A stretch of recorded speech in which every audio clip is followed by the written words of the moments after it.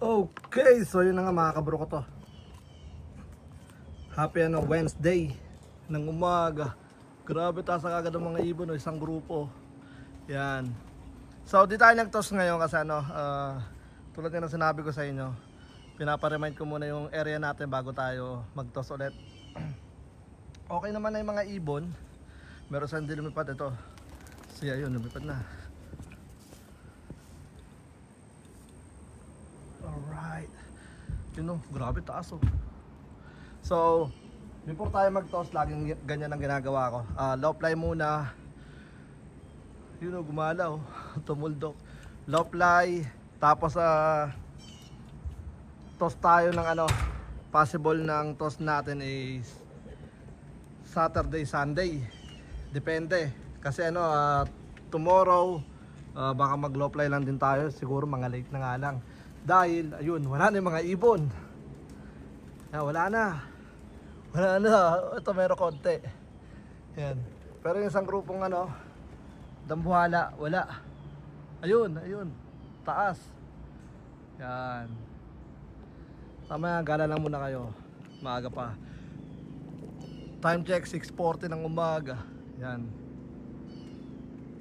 So magpa-plugging tayo sa mga bababa kagad.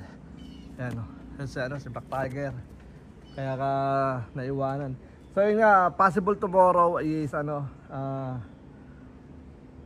baka umulan. Yan. Kasi nakalagay sa weather natin uulan, pero syempre chinek ko din yung mga dadaanan ng ibon. Ganun din, uulan din. So kung hindi man umulan dito, possible sa ibang area is umulan. So syempre tulad nga ng sinabi ko, laging i-check yung release point, dadaanan ng ibon. Grabe yun lalaro sila. O baka may kalaban? Hindi, wala. Lalaro lang. Taas. Wala yung mga ibon dyan. Naggala. So, is a good sign na healthy yung mga ibon natin. Gugulat ako dito kay Black Tiger. Yan. May mga isa-isa, dalawa-dalawa. Yan. Ayun I-open ko na rin yung natin, yung trapdoor natin, para kung sakasakali sinong gustong bumaba muna pala, pumasok na, bahala sila. Yan. Bilis So nung last time, nagulat ako. Kasi bago ko sila pinakawalan, chinek ko yung yung hangin. Nila, left shoulder nila. Tapos kaya siya magiging headwind kasi pagka tinangay na sila sa pinaka gilid, kailangan nilang labanan yung hangin pabalik. Pero God, ang bilis ng mga ibon. Napakagaling ng mga ibon. Yan, para sa akin na tumagos. So 338, kulang tayo ng isa. Shoutout kay Cantadalop. Isa lang ang hindi naka-survive nung araw na yon. Ito may mababang lipad. Sino kaya to? Yan, blue bar, I think. Yup, yung mga ibon natin. So, yan ko na muna itong mga ibon natin. Kitang-kita naman sa mga liparan ng mga ibon natin. Yan, lang natin sila, gala lang sila. Wala halos may mga tumutuldok doon. Ayun Ito, kanya-kanya grupo na sila. Pero yung marami na wala. Diba? So, yun na nga, ready na itong mga ibon natin. For tag dito nakakatuwa lang, tuldukan yung mga ibon natin. Alright, so good morning. Wala pa pala tayo good morning.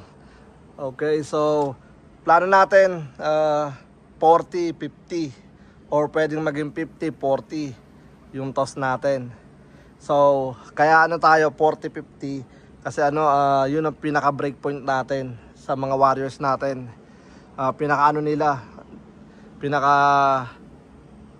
Kailangan nilang kabisaduhin na area. Kailangan mga 40 to 50 miles. Uy! Grabe. Ayun yung lagi nandito lang sa pwesto niya. Lagi tag dito. Yung nag first place nung natin. Nung ating tag dito. First sprint race. Ito, bababa na kasi nakakita ng mga bumaba. Yan, bahala kayo dyan. Ito, yun pasok na kaagad. Siya na naman, number 1. Yan. Hayaan na natin, pumasok sila. Kasi pagkalawang lang naman tayo, mga tol. Yan. Pero yung mga gustong lumipad, lipad sila yun. Ang tataas nga ng mga lumilipad pa yun.